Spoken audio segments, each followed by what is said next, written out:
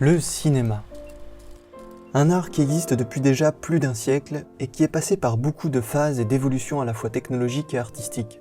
On ne peut pas parler de cinéma sans prendre en considération l'évolution des moyens techniques qui ont été mis en œuvre et qui sont encore mis en œuvre aujourd'hui pour aider les cinéastes à faire passer leur message. On ne peut pas non plus ignorer le fait que le cinéma soit une industrie qui demande dans certains cas énormément de moyens technologiques et d'expertises diverses. Faire un film est en soi un acte de recréation d'une réalité, une réalité dans laquelle on vient y faire vivre des personnages et construire un propos autour de ces derniers. On peut donc considérer assez facilement qu'avec le jeu vidéo, le médium du cinéma est l'un des plus riches, mais aussi l'un des plus complexes à aborder pour raconter une histoire. Mais c'est aussi bien évidemment l'un des médiums qui nous donne le plus facilement à rêver, et qui fait partie des plus accessibles au public. Si tout le monde n'a pas forcément développé l'envie de lire des livres ou des bandes dessinées, beaucoup plus de personnes ont pu développer le goût de l'image en mouvement. Particulièrement aujourd'hui, puisque nous vivons dans une société désormais entièrement baignée dans l'image. Faire un film avec un minimum d'ambition artistique implique une réalité à la fois économique et technologique. L'art cinématographique peut notamment avoir besoin de nombreux apports extérieurs qui peuvent exister sans lui. Le besoin le plus élémentaire dans la création d'un film aujourd'hui, c'est celui de pouvoir enregistrer de la vidéo et de l'audio. La captation d'images et de signal sonore est le procédé privilégié. La production audiovisuelle peut exister sans le cinéma, mais le cinéma a besoin de la production audiovisuelle pour exister. Bien entendu, on parle de vidéo et d'audio numérique depuis déjà une vingtaine d'années, mais ça n'a pas toujours été le cas. Si on remonte un petit peu dans le passé, on peut se rendre compte assez facilement que le numérique est très récent dans notre histoire. Avant son arrivée, on tournait sur pellicule. La pellicule elle-même n'a d'ailleurs pas toujours été en couleur. Elle est d'abord passée par une phase en noir et blanc, et le son n'a pas été couplé à l'image dès les débuts du cinéma. Il a fallu attendre plusieurs années, plusieurs découvertes scientifiques et innovations, avant de pouvoir faire des films avec des couleurs et une piste sonore réellement convaincante. Aujourd'hui, on prend donc pour acquis que la réalisation d'un film se fait en prenant une caméra et en filmant des acteurs sur la base d'un scénario qui a été écrit au préalable. On parle ici de la majorité des films, à savoir des films tournés en images réelles, en mettant évidemment de côté tous les films d'animation traditionnels, de synthèse ou encore de stop motion.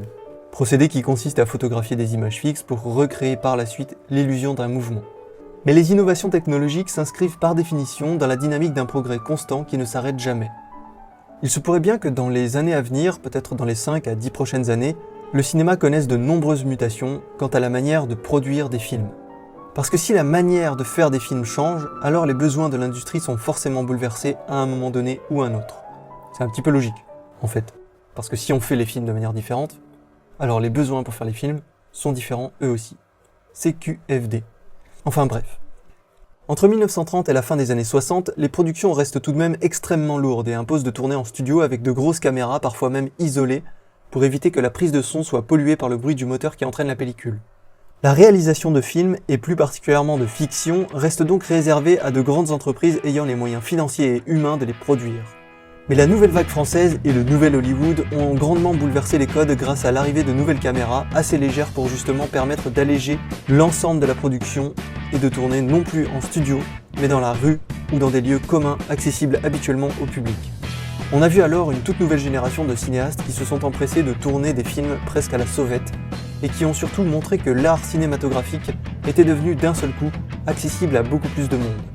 Et que le matériel désormais disponible permettait d'explorer des possibilités créatives totalement inédites.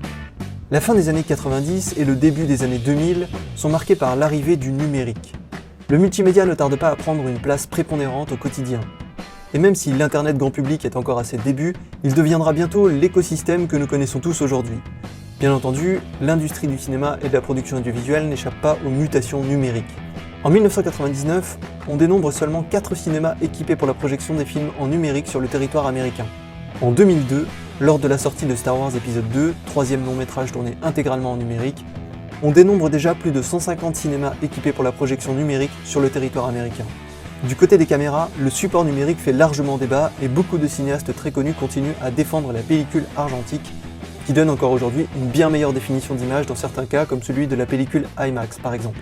Le support argentique est aussi souvent défendu par les cinéastes pour son cachet visuel et son âme unique, diront certains. Dans les faits, le numérique a des inconvénients et des avantages comme toute évolution technologique.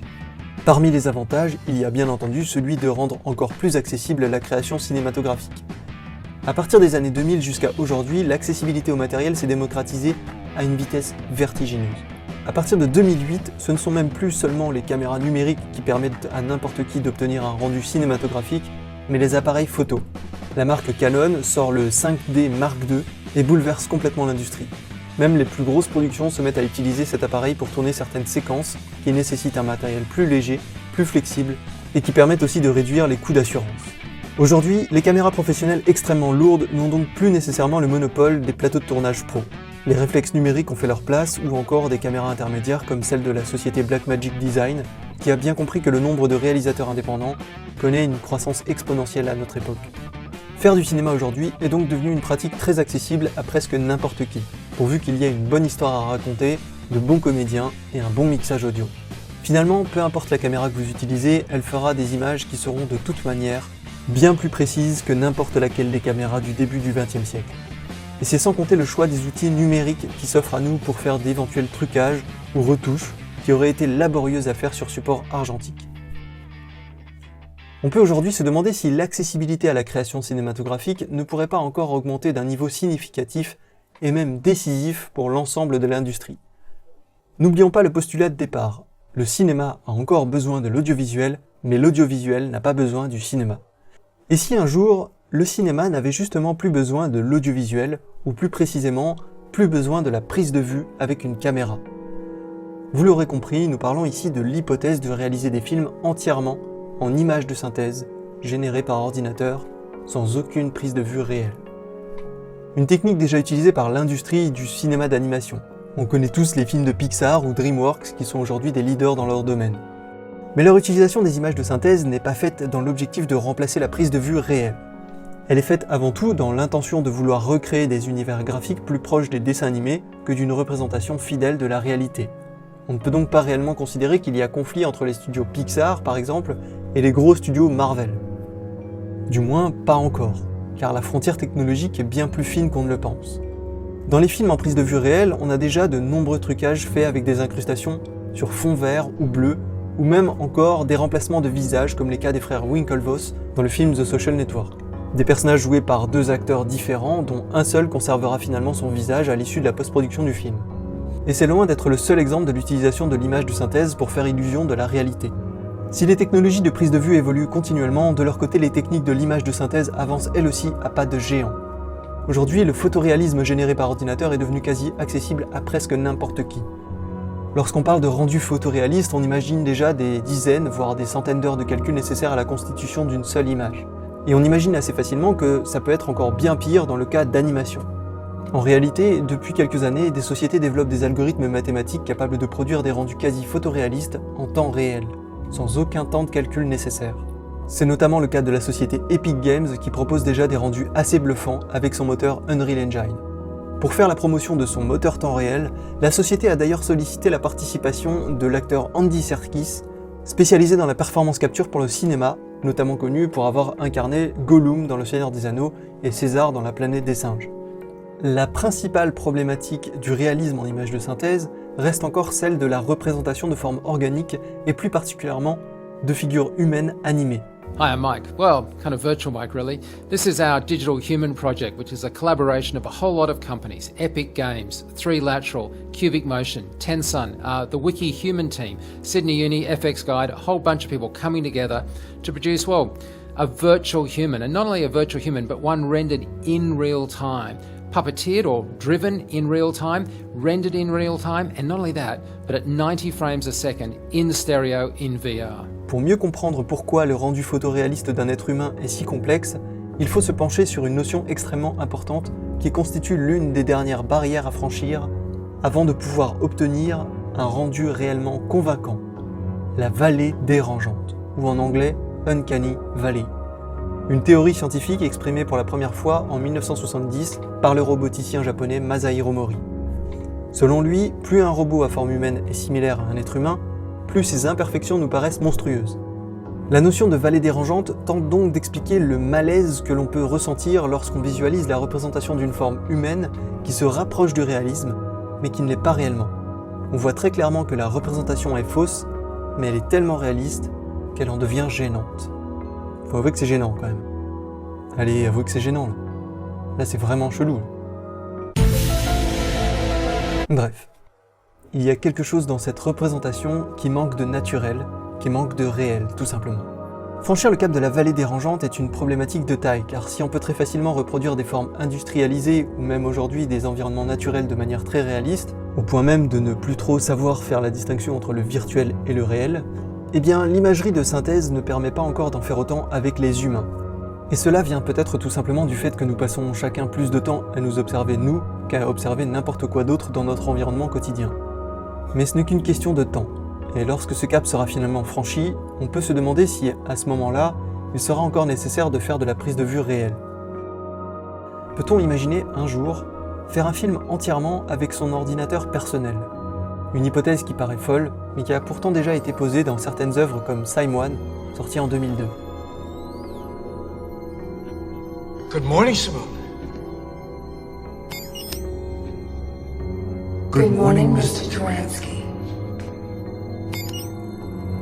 La production de films intégralement faite en images de synthèse permettrait d'éliminer énormément de contraintes qui sont essentiellement dues à des coûts incompressibles dans la production traditionnelle, comme la création de décors, la mise en place de gros matériel technique nécessaires à l'éclairage, à la prise de son, ou même à la prise de vue réelle, tout simplement. À la fin des années 2000, lorsque George Lucas a décidé de sortir enfin les épisodes 1, 2 et 3 de la saga Star Wars, il a dit une phrase que nous ferions peut-être bien de garder à l'esprit pour les prochaines années. Peu importe la technologie employée, elle n'est jamais qu'un outil. Le plus important pour un cinéaste, c'est de pouvoir raconter son histoire. Okay, cut!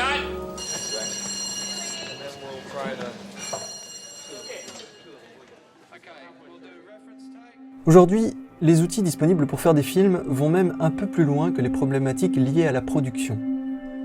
En 2015, Nadira Azermay fonde la startup Scriptbook, entièrement focalisée sur l'utilisation de l'intelligence artificielle dans le but d'analyser le potentiel économique de n'importe quel scénario de film. La startup propose un algorithme fonctionnant sur le principe du machine learning et éduqué avec une base de données de plus de 6500 scénarios déjà existants. L'outil est déjà opérationnel et son fonctionnement extrêmement simplifié. Pour approximativement 5000 $ américains, n'importe qui peut télécharger son scénario en format PDF par exemple. 5 minutes après le téléchargement, l'utilisateur reçoit une analyse complète de son projet. L'algorithme lui permet de prédire la classification de censure selon le code Hays établi par les plus gros studios de production américains, d'analyser les personnages de l'histoire, de détecter les protagonistes et les antagonistes, de compter le nombre de dialogues entre deux hommes, entre deux femmes, entre un homme et une femme, de faire une évaluation des émotions de chaque personnage, de prédire l'audience cible sur des critères comme le genre et l'ethnie, et, bien entendu, d'établir les prédictions pour le box-office. Entre 2015 et 2017, le studio Sony Pictures Entertainment a affirmé avoir économisé énormément en tirant parti de l'algorithme de Scriptbook. Lors du Calvary Valley International Film Festival, Nadira Azermay a déclaré que son intelligence artificielle était parvenue à identifier 22 films qui ont été des échecs pour Sony Pictures Entertainment, sur un total de 32 échecs réels. Un tel outil permet en réalité d'éliminer des procédures habituellement invisibles pour le public, mais qui sont pourtant bel et bien coûteuses pour les studios. Les focus group, les études de marché et même les séances de projection test avant la sortie du film en salle sont en effet des opérations habituellement très coûteuses. L'objectif de Nadira est très clair, révolutionner le business du storytelling en utilisant l'intelligence artificielle pour aider les producteurs, les distributeurs, les agents commerciaux et les investisseurs à évaluer et à minimiser si possible le risque financier.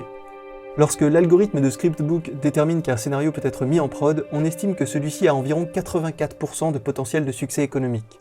L'algorithme de machine learning n'est donc pas à l'abri de faire quelques erreurs, même si parfois, certaines de ces erreurs sont plutôt issues de paramètres non pris en compte dans l'analyse initiale. Lorsque le scénario de La La Land a été examiné par l'algorithme, il a été prédit que le film pourrait engendrer environ 60 millions de $ américains au box-office. En réalité, le film a engendré 40 millions de $ de plus. Mais cette différence peut très facilement s'expliquer par sa reconnaissance à la cérémonie des Oscars et l'augmentation de sa popularité qui a suivi. Un paramètre qui n'était pas du tout pris en compte dans l'analyse initiale. En 2016, Scriptbook a levé 1,4 million de $ via des investisseurs pour accélérer son développement. Peut-être qu'un jour, la marge d'erreur de l'algorithme sera réduite de manière significative, voire même rendue totalement inexistante. Mais pourrait-on aller encore plus loin ? Pourrait-on imaginer qu'au-delà des outils, le créateur lui-même puisse être remplacé par la machine ? Pourrait-on imaginer qu'un jour, l'intelligence artificielle prenne la place de l'humain dans l'acte de création d'un film ou même dans toute autre forme d'art ? En 2016, Oscar Sharp, réalisateur indépendant, et Ross Goodwin, chercheur dans le domaine de l'écriture de discours politiques automatisés par l'intelligence artificielle, décident d'associer leurs compétences pour mettre au point une IA capable d'écrire en faisant preuve de créativité. Ils mettent alors en place un contexte sémantique pour l'algorithme, un cadre fait de complications, de conflits et de résolutions, en bref, de dramaturgie. Après plusieurs essais infructueux et littéralement absurdes, ils parviennent à obtenir de la part de leur algorithme une forme de poésie, puis un scénario, certes très capillotracté, mais un scénario quand même. Oscar Sharp et Ross Goodwin décident alors de mettre en image ce scénario, et c'est ainsi que naît le film Sunspring, premier court-métrage entièrement écrit par une intelligence artificielle. Cette dernière est baptisée Jetson par ses concepteurs, et son existence amène de nombreuses questions très fondamentales, notamment celle de la place du créatif. Est-ce qu'une intelligence artificielle pourra un jour remplacer totalement l'humain dans l'acte de création d'une histoire? Ou bien, est-ce que cela reste uniquement un simple gadget qui n'a finalement que peu d'importance et peu d'intérêt? D'après Oscar Sharp et Ross Goodwin, la vérité est ailleurs. Non, ça c'est autre chose ça. Ouais, on reprend. D'après Oscar Sharp et Ross Goodwin, la vérité se situe quelque part entre les deux extrêmes. Selon eux, l'intelligence artificielle pourrait devenir une extension de l'artiste et augmenter les capacités intellectuelles de celui-ci, sans pour autant le remplacer. Quiconque a déjà écrit un livre ou un scénario connaît par exemple le fameux syndrome de la page blanche, une phase de blocage créatif lors de laquelle l'auteur peine à percevoir les possibilités narratives qui pourraient l'aider à développer son histoire. On peut alors imaginer que l'intelligence artificielle proposerait une infinité de possibilités à l'auteur, lui permettant ainsi d'avancer dans sa démarche créative. Paradoxalement, la seule chose qui ne peut pas être remplacée par une machine, c'est l'inspiration originelle de l'être humain, qui vient de sa propre sensibilité et de sa perception du monde qui l'entoure. Mais tout cela ne reste bien entendu qu'un ensemble d'hypothèses, et il est toujours bon de se rappeler que nous ignorons totalement de quoi sera fait l'avenir. Certains événements nous rappellent d'ailleurs, parfois, sa nature totalement imprévisible. Lorsque le court-métrage Sunspring a été nominé aux Academy Awards, le jury s'est montré très curieux à l'égard de l'intelligence artificielle, en lui posant directement la question « Quelle est la suite pour vous, Jetson ?» Question à laquelle l'algorithme leur a répondu « Mon nom est Benjamin ».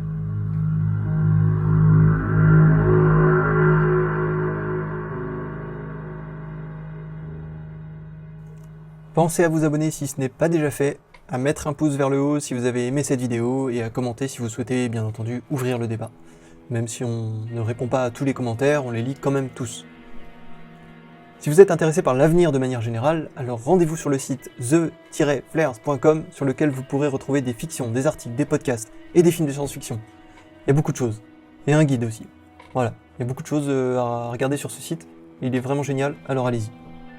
Petite promotion au passage, Gaëtan du collectif vient de sortir un recueil de nouvelles de science-fiction disponible sur Amazon en format numérique pour seulement 1 €.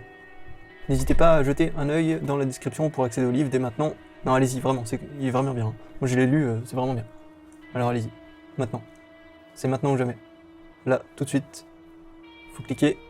Là, juste en dessous de la vidéo. C'est bon, vous y êtes? Bon, et n'oubliez pas que l'avenir est une nuit noire dans laquelle nous ne pouvons pas nous permettre d'avancer aveuglément. C'était Marc du collectif. Nous sommes vos fusées éclairantes, nous sommes The Flares. Merci, et à bientôt.